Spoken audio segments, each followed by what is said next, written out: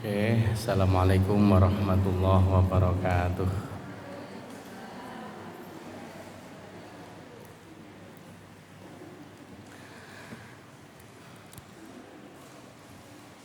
Bismillahirrahmanirrahim. Alhamdulillahirabbil alamin. Allahumma shalli ala sayyidina Muhammadin wa ala alihi wa ashabihi ajma'in. Amma ba'du.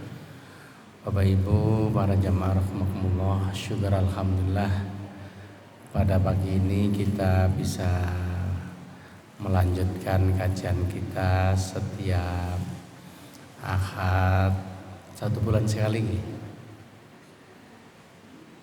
Mudah-mudahan kajian kita ini disertai hidayah dan ridhonya Allah, dan kita semua dapat ilmu yang manfaat dan barokah. Ala hadiniyah wa likulli niyatin sholihah wa li hajatina wa hajatikum lana al-famulana wa lahumul fatihah. A'udzu billahi minasyaitonir rajim. Bismillahirrahmanirrahim. Alhamdulillahirabbil alamin arrahmanir rahim maliki yaumiddin. Iyyaka na'budu wa iyyaka nasta'in. Ihdinas siratal mustaqim. Siratal ladzina an'amta 'alaihim ghairil maghdubi 'alaihim waladdallin. Amin.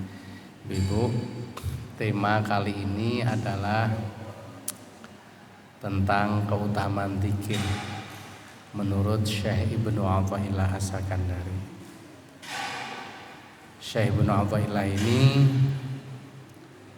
punya kitab yang sangat monumental yang namanya Al-Hikam.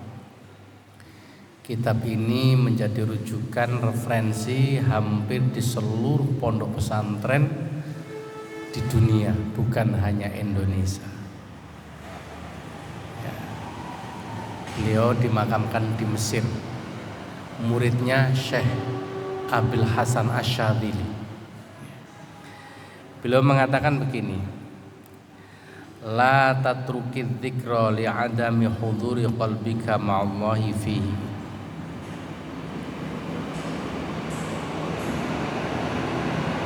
Sepur ya, anak sepure barang. Janganlah engkau meninggalkan dzikir meskipun hatimu dalam keadaan lalai. Li'anna ghaflataka an wujudi dzikri asyaddu min ghaflatika fi wujudi dzikri. Karena sesungguhnya kelalaianmu tanpa berzikir kepada Allah itu akibatnya jauh lebih buruk daripada kelalaianmu tapi dalam keadaan zikir kepada Allah. Saya ulangi, janganlah engkau meninggalkan zikir kepada Allah meskipun pikiran dan hatimu dalam keadaan lalai. Karena sesungguhnya kelalaianmu tanpa zikir kepada Allah itu dampaknya jauh lebih buruk daripada kelalaianmu tapi dalam keadaan zikir kepada Allah.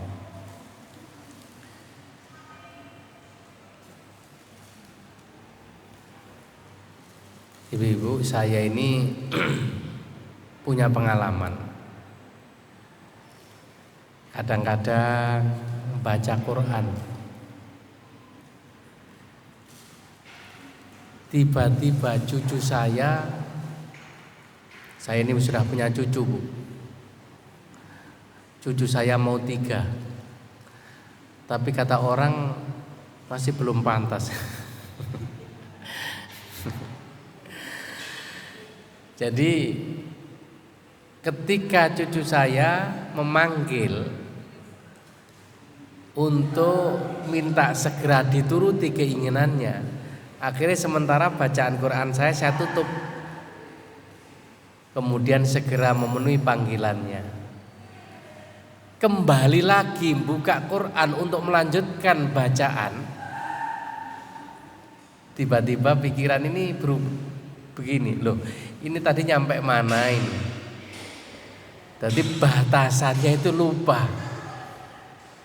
Sehingga kita sudah bisa memastikan bahwa saat saya membaca Quran itu kelihatannya membaca, tapi pikiran dan hati tidak konsentrasi.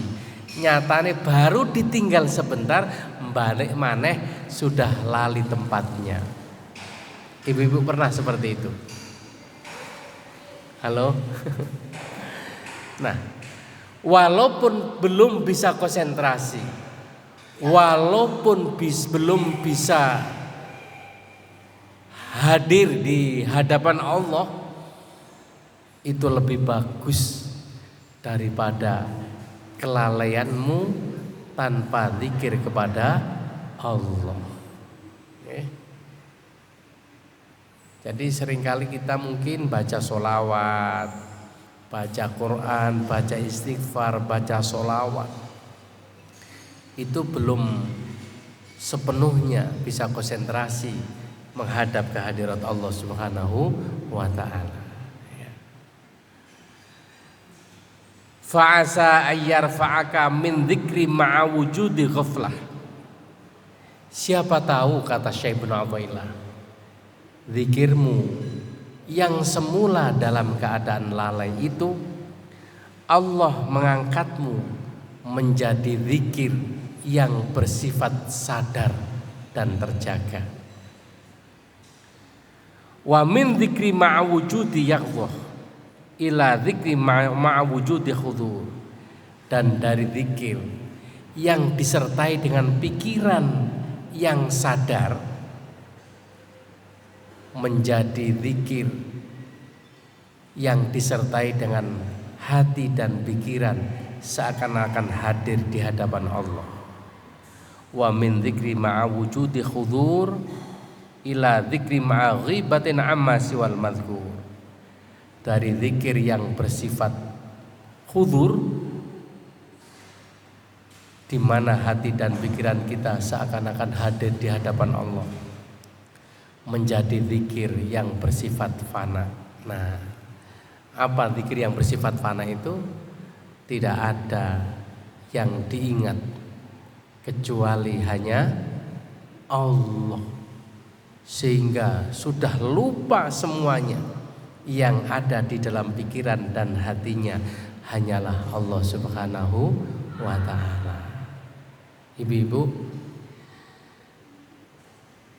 ada seorang ulama besar bernama Syekh Ibnul Arabi. Beliau ini waktu tawaf mengelilingi Ka'bah 7 kali, tiba-tiba saat itu beliau berpapasan dengan seorang gadis Mekah yang cantik rupawan. Saking cantiknya sampai membuat beliau terpana, sehingga beliau tidak sempat berhenti sejenak, tidak melanjutkan tawafnya. Kok ada orang secantik itu, belum pernah dalam hidupnya menyaksikan gadis yang cantiknya luar biasa. Sampai-sampai dalam pikirannya barangkali ini bidadari yang turun dari kahyangan. Karena kecantikannya inilah, ibu-ibu yang kami hormati, sampai membuat beliau itu terbayang-bayang dengan wajah sang kekasih. Ketika sholat Allahu Akbar, hati dan pikirannya membaca Fatihah, tapi yang tampak di depannya adalah wajah seorang gadis yang telah dilihatnya. Ya, begitu rukuk dan sujud seperti itu. Makanya ada pepatah mengatakan, kalau cinta sudah melekat, tai kucing rasa, ya, makan tak enak, tidur tak nyenyak. Ngising gak keperasa.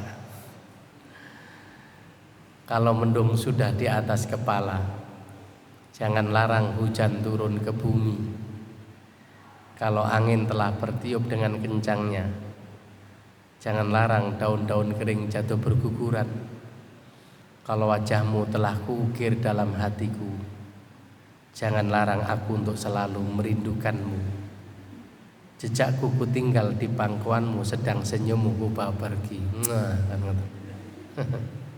Alhamdulillah Muhammad. Dan itu betul-betul mengganggu dalam proses ibadah kepada Allah, karena tidak bisa melepaskan dari bayangan wajah sang kekasih yang telah dilihatnya ini. Tapi pala beliau seorang ulama, walaupun dalam tidak konsentrasi, walaupun pikiran dan hatinya ngelamun, dia terus memperbanyak baca Quran, memperbanyak zikir, memperbanyak tahajud di Masjidil Haram, Masjid Nabawi.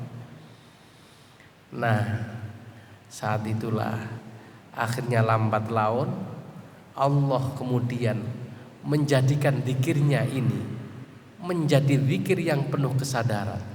Dari zikir yang penuh kesadaran menjadi zikir di mana pikiran hatinya seakan-akan hadir di hadapan Allah.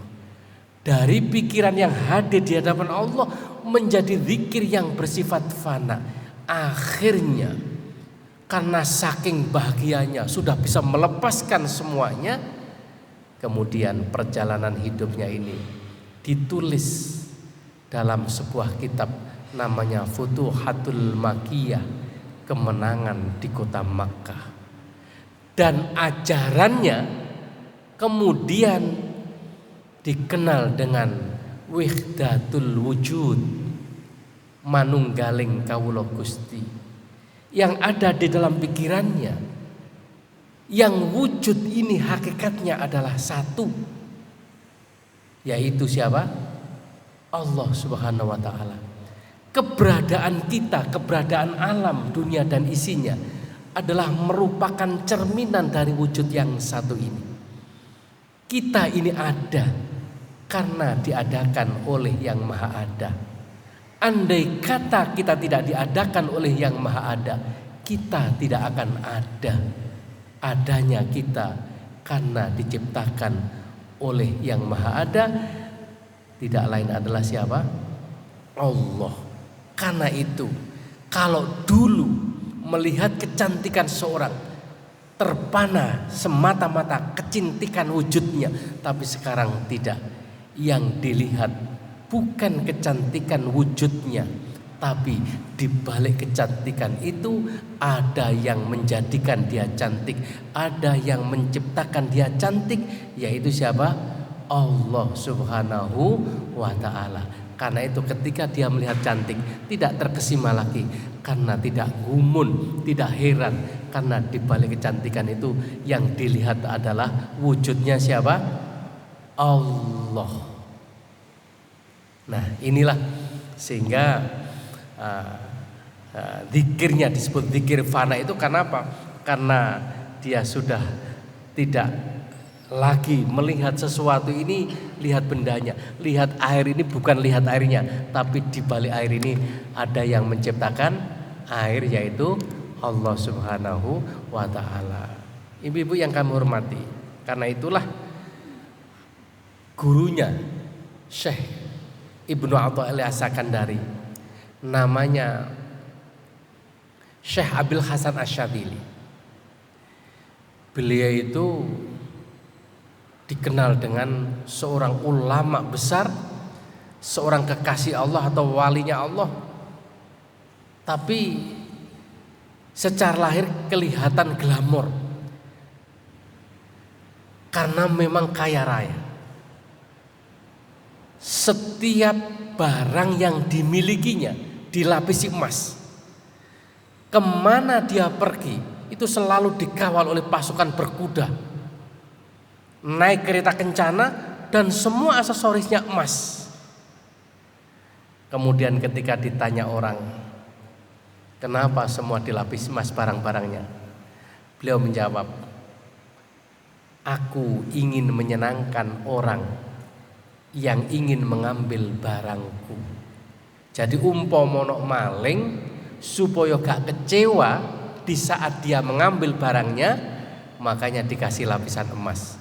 Sebab dalam pandangan beliau, wong niku nek wis dadi maling, mencuri, berarti mungkin saking melarate, saking butuhe, sampai untuk memenuhi kebutuhannya saja direwangi dadi maling. Jadi beliau itu kalau ada orang yang membutuhkan barangnya dan kemudian mencuri, dia malah alhamdulillahirabbil alamin sedekah kadek ngeterno, kira-kira ngoten lah. Nah, suatu ketika Bapak Ibu yang kami hormati, desas-desus terkait dengan kepribadian beliau ini dikenal di seluruh Mesir dan sekitarnya. Sampai-sampai suatu ketika ada dua pemuda dari kampung yang kepingin sowan kepada beliau. Oke. Saya tak mendekatkan dengan. Halo. Enak ini kan ya? Coba mau saya katakan terlalu lama. Jadi suatu ketika ada dua pemuda dari kampung. Dia ingin membuktikan apa betul Syekh Hasan Asy'ari ini kalau dicuri barangnya melasti. Akhirnya dua pemuda ini mau ke kota Baghdad atau Mesir tempat beliau berada, nyegat kendaraan di pinggir jalan untuk menuju ke sana. Dilarang satu ketika Syekh Hasan Asy'ari dengan rombongan kereta kencana lewat dan kemudian dicegatnya. Dan dua pemuda ini dipersilakan naik di keretanya. Terus ditanya, mau kemana? Saya mau ke Baghdad. Ada apa? Saya mendengar di sana ada seorang ulama besar namanya Syekh Hasan Asy'ari yang sudah terkenal kalau dia dicuri barangnya dia malah salah. Saya ingin membuktikan itu. Saya Syekh Hasan Asy'ari, baik, nanti kamu saya antarkan ke rumah. Yang kedua, sebelum ke sana kamu saya ajak keliling ke tengah kota Baghdad dan saya tunjukkan satu toko supermarket yang terbesar di kota Baghdad. Nanti silakan Anda berdua turun memilih barang yang paling Anda suka.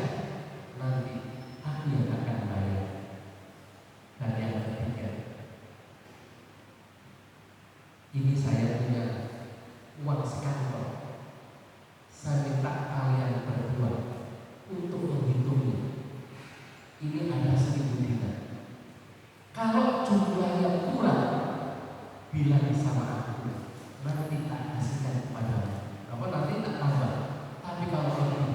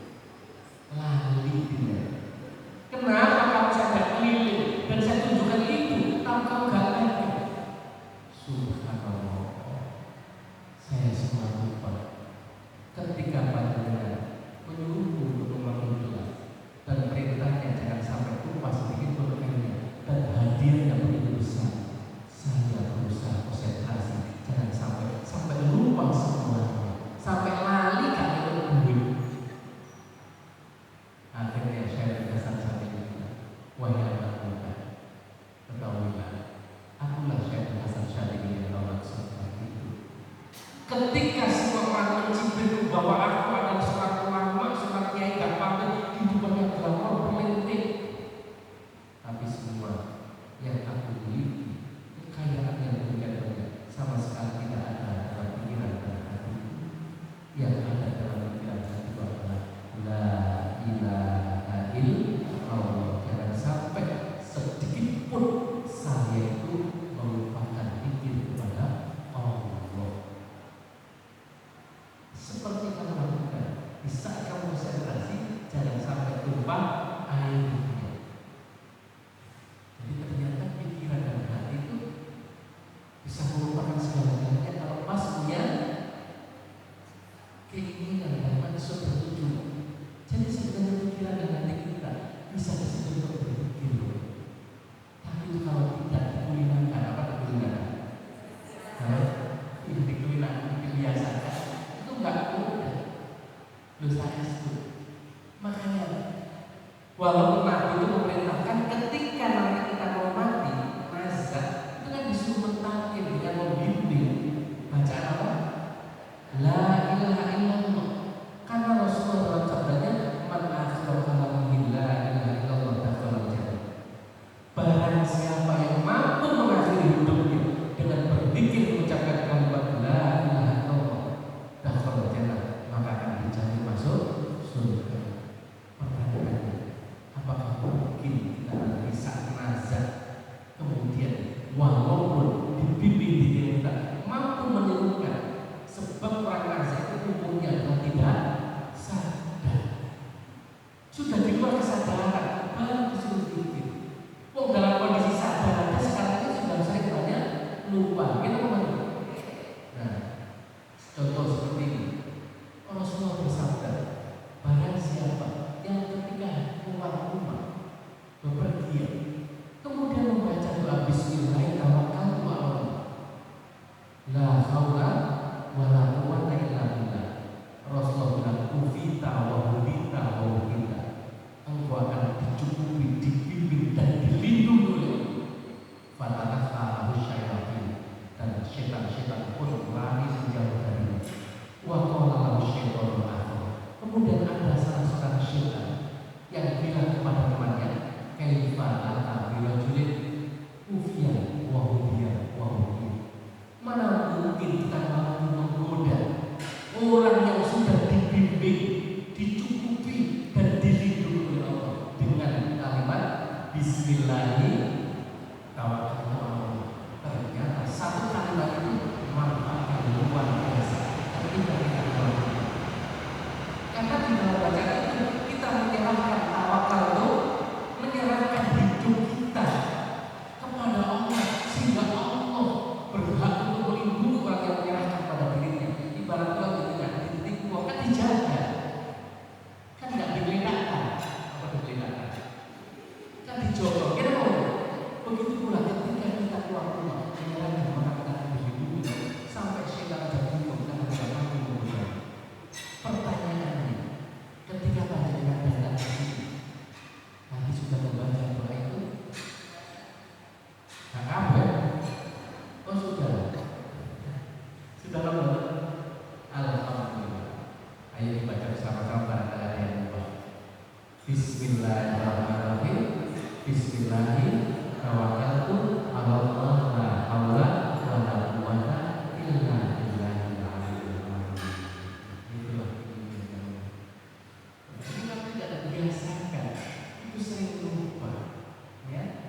Jadi jangankan kemudian saat nazar, saat Anda sering lupa. Karena itulah ngaji seperti itu dalam rangka watawasau bil haqqi watawasau bis sabr, untuk mengingatkan kalau begitu berarti memang tidak mudah orang mengakhiri hidupnya dengan husnul khotimah. Saya sendiri sambil jalan tapi baca sholawat, baca istighfar, kemudian kadang-kadang baca ayat yang kita ingat. Tiba-tiba anak saya ngebel, jangan lupa nanti kalau pulang belikan MD. Akhirnya pikiran itu langsung berubah. Bayangkan di perjalanan ini sampai Surabaya, di mana ada MD,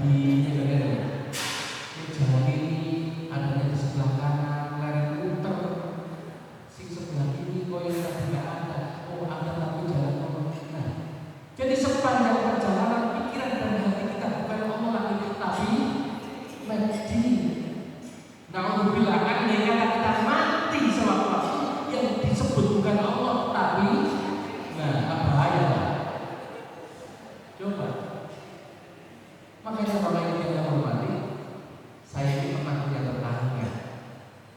Kebetulan dia itu sakit perutnya buncit.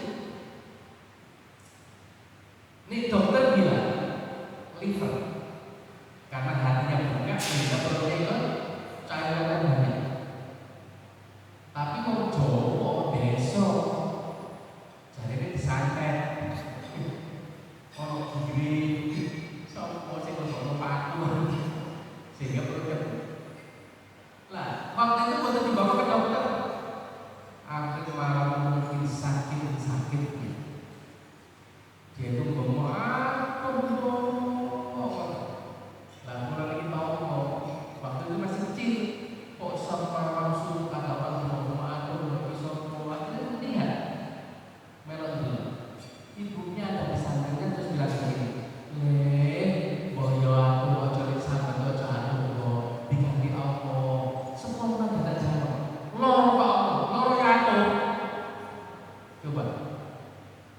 Justru lesan lebih mudah mengatakan aku daripada Allah. Padahal kalau kita tulis hurufnya lebih banyak mana kalimat Allah dengan aku. Kalau Allah ditulis hanya 5, A-L-L-U-H. Kalau aku A-T-U-H apa? M-B kayak apa?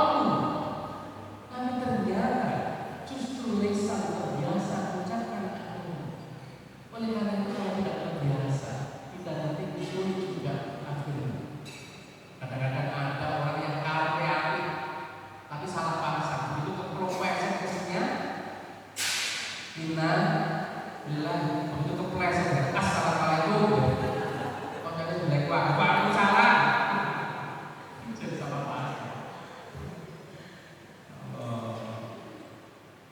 Kadang-kadang ngerokok itu di sini alhamdulillah mau dengan ini enak rokok ini mesum. Itulah alhamdulillah.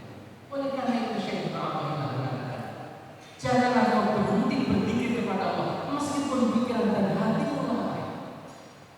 Itu jauh lebih baik daripada kelalaian tanpa berzikir kepada Allah. Meskipun belum konsentrasi, belum bisa sambil baca sholawat sambil berjalan sambil berkemana, nggak apa-apa.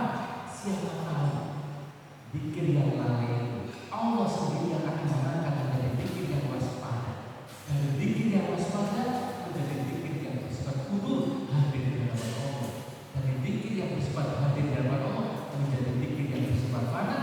Akhirnya tidak ada yang dilihat, apapun yang tampak, yang dilihat hanyalah wujud dan yang Allah Subhanahu wa Ta'ala. Karena itu ada seorang ulama bernama Syekh Husain An-Nuri. Disebut An-Nuri, nur itu artinya apa? Cahaya. Karena setiap orang yang datang kepada dia sholat menyampaikan berbagai macam persoalan atas saran dan nasihat beliau dilaksanakan. Semua masalahnya atas izin dan kekuasaan Allah dimudahkan oleh Allah. Makanya disebut An-Nuri, orang yang selalu memberikan pencerahan, memberikan jalan keluar sehingga hidup arti sumber jadi padat. Makanya jadi di Sunan Kalijogo tahun bahwa hati ibu berlari salah satu bongkar soleh kumpulan datanglah kepada ulama untuk minta nasihat. Fas'alu ahla dzikri in kuntum la ta'lamun. Nah, disebut An-Nuri karena suatu ketika pernah beliau berpikir di dalam ruangan yang gelap, tiba-tiba dalam tubuhnya muncul cahaya sehingga ruangan itu menjadi terang benderang. Maka orang menyebut An-Nuri. Ngomong-ngomong kalau ketika kondisi pikir ngomong bercahaya jadi An-Nuri. Ini dia yang bermana. Dia itu punya murid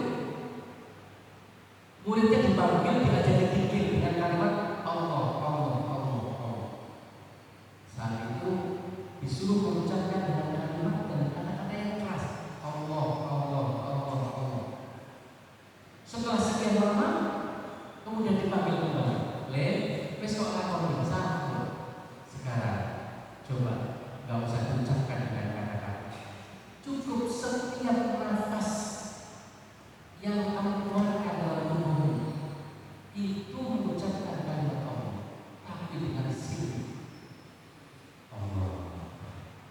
Jadi zikirnya ini disesuaikan dengan keluar masuk.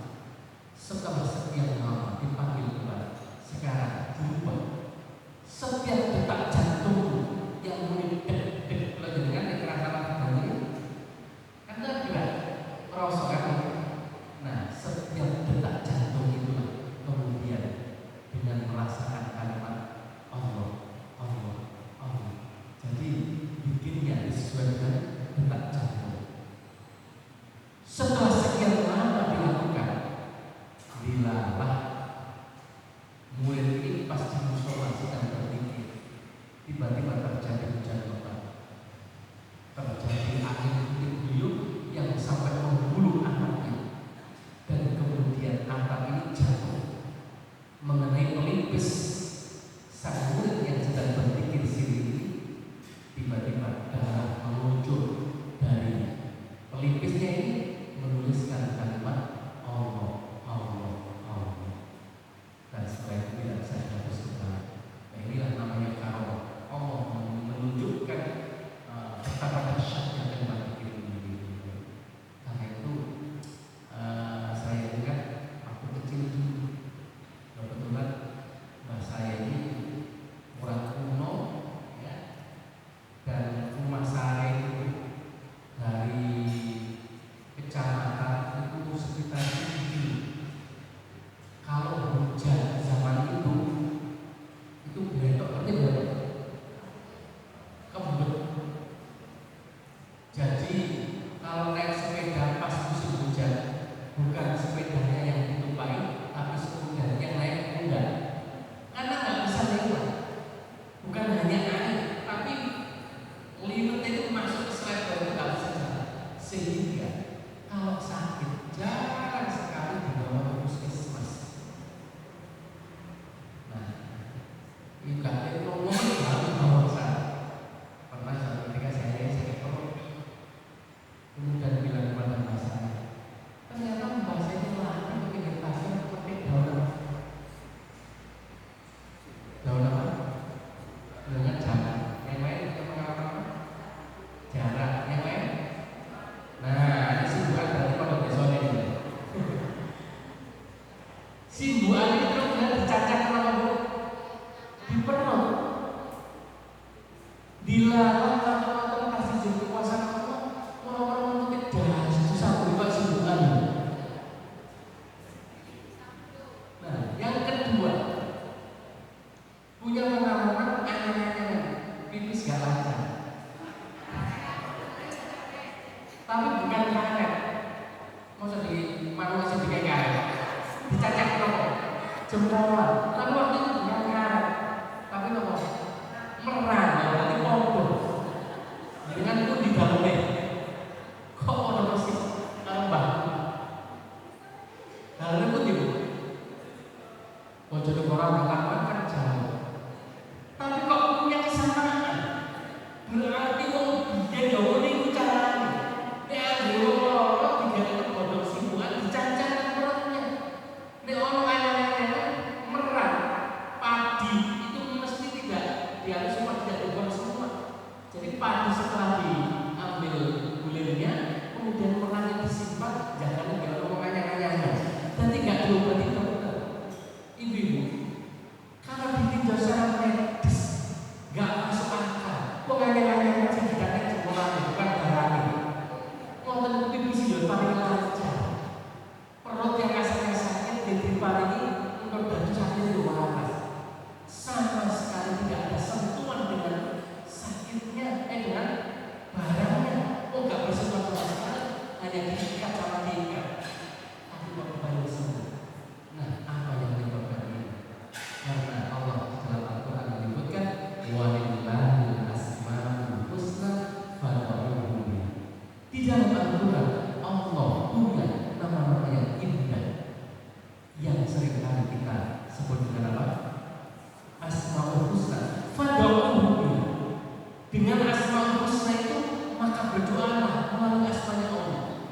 Makanya kita oleh Rasulullah SAW dianjurkan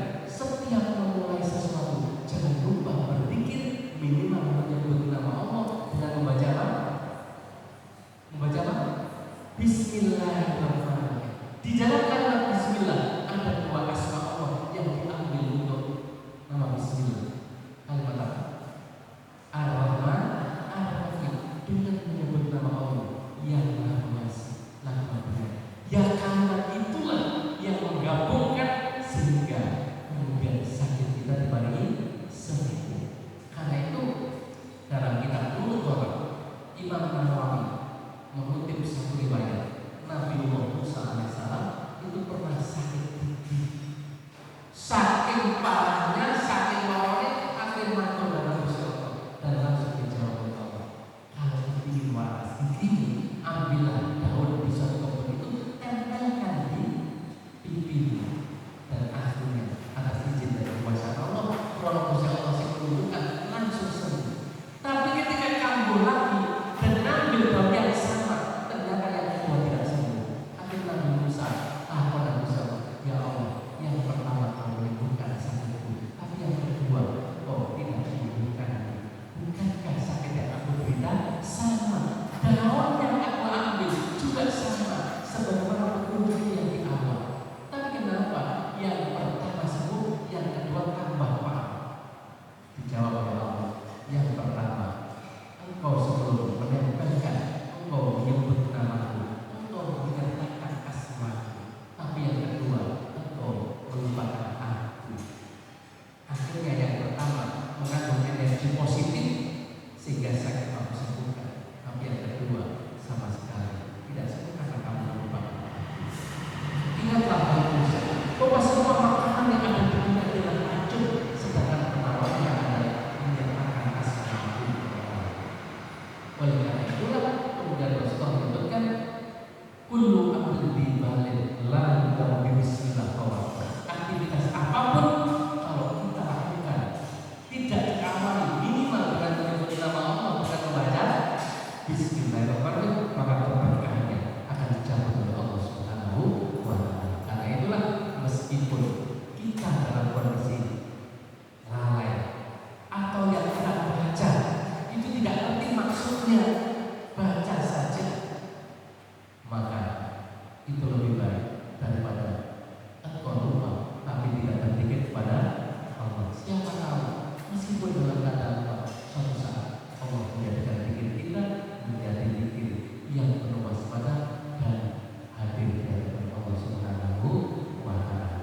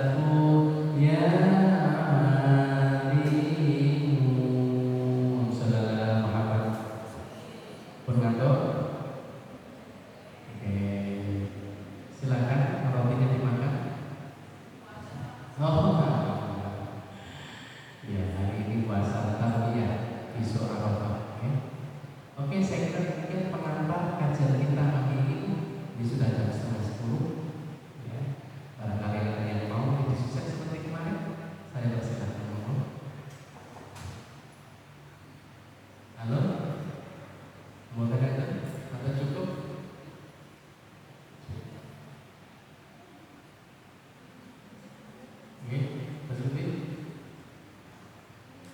Oh iya ini.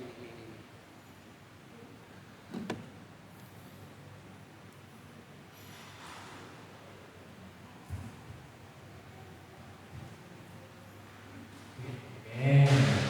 Ya, saya juga kenal itu namanya siapa? Waalaikumsalam. Iya.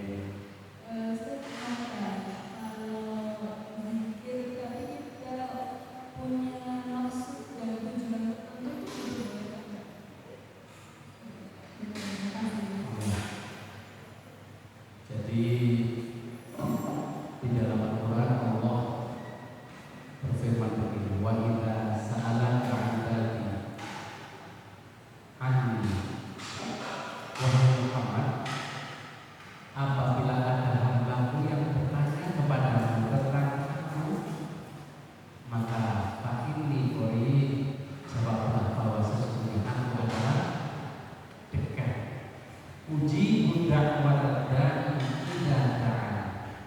Allah yang menyatakan, aku akan mengabulkan permintaan hamba yang memang minta kepadaku. Falyastajibu wal yu'minu bi. Karena itu kalau kalian mau minta butuh sesuatu, jangan kepada lain, menyerulah kepadaku, minta kepadaku. Wal yu'minu bi, tapi dengan catatan harus yakin, gak boleh ragu, harus dengan penuh keimanan kepercayaan bahwa Allah pasti akan mengabulkan kita. Jangan ragu, la'allahu yarsyudun, maka akan mendapatkan petunjuk dari Allah, maka akan dibimbing oleh Allah. Jadi kita berzikir dengan maksud punya hajat tertentu. Ya Allah, doa tahajud, kebetulan dia ini ujian di pagi terus. Nanti setelah ujian mendapat pekerjaan. Ya Allah, mendapat pekerjaan oleh jodoh. Di dalam tahajud. Nah itu berarti kan ada suatu keinginan. Itu memang dianjurkan oleh Allah. Innal ladzina yastakbiruna an ibadati sayadkhuluna jahannam dakhirin. Orang yang tidak mau berdoa itu kata Allah, ya orang yang tak butuh, dan orang yang berdoa Allah yang tak sombong. Oleh karena itu memperbanyak doa dalam rangka supaya keinginan kita itu tidak dikabulkan oleh Allah. Cuma yang menjadi persoalan, apakah terkabulnya doa ini selalu dituruti oleh Allah sesuai dengan yang kita minta. Nah ini, ya.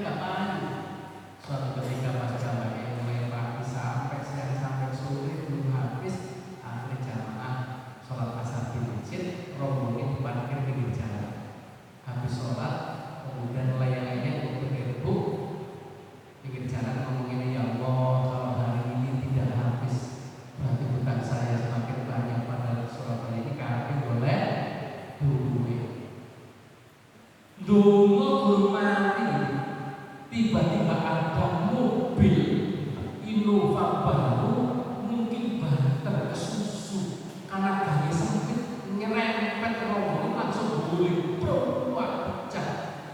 Masya Allah, tukang bakso tambah berbes mili, gantek rombong pecah. Kalkulasinya pasti akeh utari rombong plus isine pentole dikumpul. Subhanallah, ternyata Allah punya rencana di luar kemampuan hamba. Sing nyerempet ini mana, Mas? Pentol sing nyerempet ini aku sama mbak mana kita buat. Terus mikir orang ini suara apa ini namanya masyarakat ada masyarakat. Itu rombongan ini sangat tinggi, 5 juta. Nah di sini sampai berbaso juga. Bisa tadi cuma isi sedikit sekitar 500 ribu. Ya wis sampai kayak 10 juta, separuh jutaan, separuh sampai di bisa rombongan ini sebulan. Alhamdulillah langsung ditinggal sampai kita rombongan. Mulai kita kali bojone nang kos-kosan. Lho Mas, di rombongan ini bahasa kok boleh dulu. Ya Allah, ini makanya musibah rombongan pecah keserempet mobil murah-murah. Masya Allah, sama tak normal, hati-hati. Kalau yang semua boleh ditarik, tambah panas. Terus itu mulai lagi, wah kecelakaan. Dari kecelakaan itu cerita. Gue sangat celaka. Cerita ini mau diserempet, tapi kok minta tanggung jawab. Aku bikin itu juga, kok sih separuh punya curahkan, sih separuh itu rombongan ini. Jadi awal dari kali itu bagi ini, alhamdulillah, itu sih suka tuh gak mau diserempet mana aja.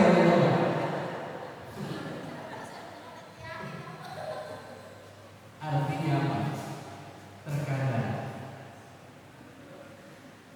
apa yang kita minta Allah tidak memberikan sesuai yang kita minta. Bahkan sebaliknya Allah menolak, tapi justru Allah punya rencana yang terbaik.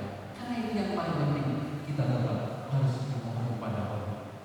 Karena ada seorang ulama bernama Syekh Tawal Syaraf mengatakan, ketika usaha dan doa belum menghasilkan, jangan kalian mengatakan usaha gagal, doa ditolak Allah. Tapi katakanlah Allah masih memiliki waktu yang tepat. Allah masih memiliki apa yang terbaik yang akan diberikan kepada hamba. Kalau kita semua sadar bahwa semua itu adalah Allah punya rencana yang terbaik untuk hambanya, maka apapun yang terjadi pasti kita sikapi dengan alhamdulillah. Karena pada saatnya pasti inna ma'al usri yusra, inna ma'al usri yusra. Asalkan satu, kita tetap melibatkan Allah di dalam setiap aktivitas kita.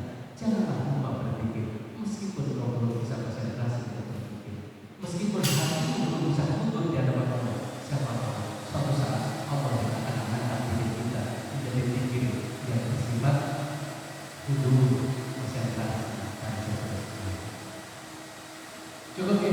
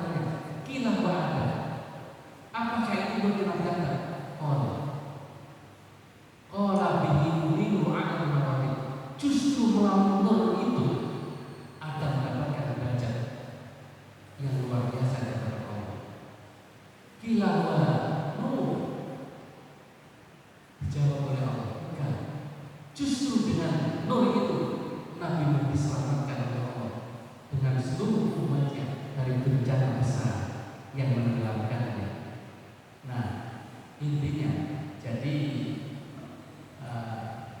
sampai-sampai ada sebuah hadis begini, laulaka mafalah apa? Andai kata bukan karena Nur Muhammad, aku tidak akan menciptakan dunia dan isi. Artinya sebagai bahan materi Allah menciptakan dunia adalah diambilkan dari Nur Muhammad. Jadi bukan Nabi Muhammadnya, tapi Nur Muhammad yang kemudian Nur ini dititipkan jiwanya Nabi Adam itu sampai kemudian menjadi wujud yang namanya Nabi Muhammad Sallallahu Alaihi Wasallam. Nah, sehingga kemudian syahadat kita itu harus menyatakan namanya Muhammad Rasulullah. La ilaha illallah Muhammadun Rasulullah.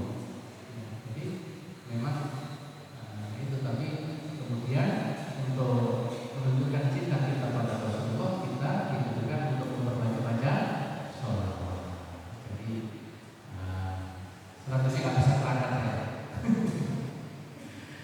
Ya, oke, oke. Wah, sudah 10 berapa? Ijazah yang paling mudah dan insya Allah ini menyelesaikan semua persoalan karena saya sudah mengalami ya. Jadi saya ini dulu nggak pernah membayangkan bisa haji sampai umroh berkali